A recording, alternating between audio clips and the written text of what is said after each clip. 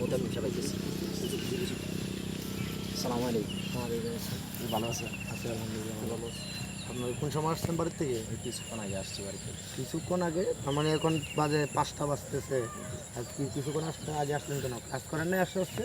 ক্লাসে অর্ধেক পাইছি আর কি, একটু বাড়ি থেকে আসতে দেরি হয়ে গেছে আর কি। এরকম তো কথা ছিল না। আপনারা সবসময় উল্টাপাল্টা করেন। বাড়িতে যাওয়ার সময় যান আধা ঘন্টা 1 ঘন্টা আগে, আর আসার সময় 10 মিনিট আধা ঘন্টা লেট করে আসেন।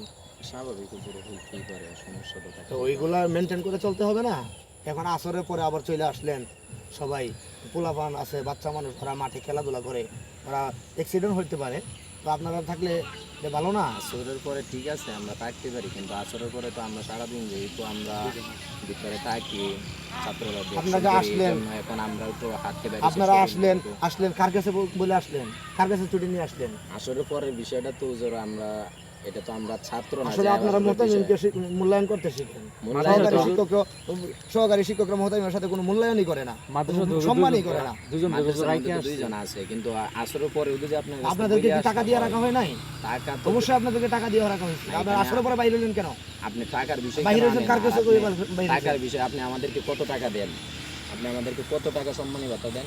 এই টাকাটা যেটা দেওয়া হয়, এই টাকাটা তো দিন মজুরে এর থেকে আমাদের থেকে বেশি টাকা ইনকাম করে, আর এই টাকাটা তো আমাদের কোনো কিছু হয় না। এত টাকা চিন্তা করেন তাহলে আপনার কাছে আসলেন কেন? আপনি বাড়িতে গিয়ে কামলা দিয়ে খাইতেন। আপনি ভালো না লাগলে আমাদেরকে বইলা দিবেন, আমরা চলে যাবো। কিন্তু আপনি এইভাবে দুর্ব্যবহারের সাথে সহকারী শিক্ষকের সাথে এইভাবে ব্যবহার করাটা ঠিক না। এরকম কি রকম করছি আমি? একজন মোহতামিম, আমি কি করছি? মোহতামিম আমার সমস্যাটা কি?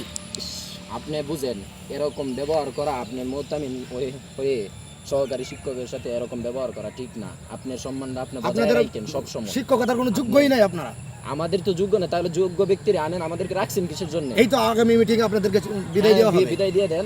আগামী মিটিং এ আপনাদেরকে রাখার কোনো অধিকারই নেই। আপনার মাদ্রাসা চাকরি না করলে আমরা চলবো, ব্যবসা করে খাবো। তারপর আপনার মাদ্রাসা, এই মাদ্রাসা চাকরি যোগ্য না।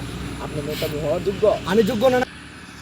আপনি আমাকে বলছেন আমি মোহতামিম হওয়ার যোগ্যই না। আপনার কাছ থেকে কি আমার মোহতামিম হওয়ার যোগ্যতা ট্রেনিং হবে নাকি? শিখতে হবে, কারণ আমরা যেরকম ভাবে প্রশিক্ষণ করি, হুফাজ প্রশিক্ষণ করি, এরকম ভাবে ছাত্রদেরকে যেরকম প্রশিক্ষণ করে আমরা শিক্ষা অর্জন করাই, ঠিক তেরকম ভাবে মুহতামিমগুলোরও এরকম প্রশিক্ষণ করার দরকার, যে সহকারী শিক্ষকদের সাথে কেমন করে আচরণ করা লাগে। না হয়তো আপনারাও জীবনে পরিবর্তন হবে না। আপনারা মোহতামিম হয়ে 4 দিনের মোহতামিম হয়ে আপনারা যা মন চায় তাই করেন, এরকম ভাবে আপনারা বেশি দিন নিয়েও করতে পারবেন না। সহকারী শিক্ষকদের সাথে সমন্বয় আলোচনা করবেন, সব সময় নম্র ব্যবহার।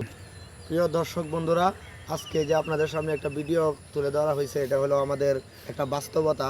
আমাদের দীর্ঘদিন যাবৎ আমাদের যে মাদ্রাসায় আমরা যারা খেদমত করতেছি, ওই দীর্ঘদিনের অভিজ্ঞতা থেকে একটা জিনিস আমরা যারা শিখলাম, সেটা হলো বর্তমানে অধিকাংশ প্রায় শতকরা 90 থেকে 95% মোহতামিমরা এরকম সহকারী শিক্ষকদের সাথে কী পরিমাণ কীভাবে আচরণ করতে হয়, কিভাবে তাদের সাথে হাল পরিস্থিতি জিজ্ঞাসা করতে হয়, এরকম কোনো মানে মন মানসিকতাই তাদের নাই। কিভাবে তাদেরকে সবসময় টর্চার করা যায়, এই চিন্তাই হলো তাদের।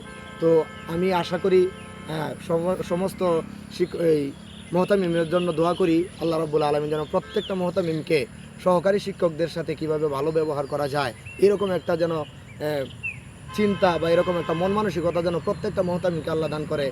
আল্লাহ, আমরা তাদের জন্য সবাই দোয়া করি। অবশ্যই আমাদের ভিডিওগুলো যদি ভালো লাগে তাহলে লাইক, কমেন্ট, শেয়ার করবেন এবং আমাদের পেজটাকে ফলো করে দিবেন ইসলামিক ভিডিও পাওয়ার জন্য।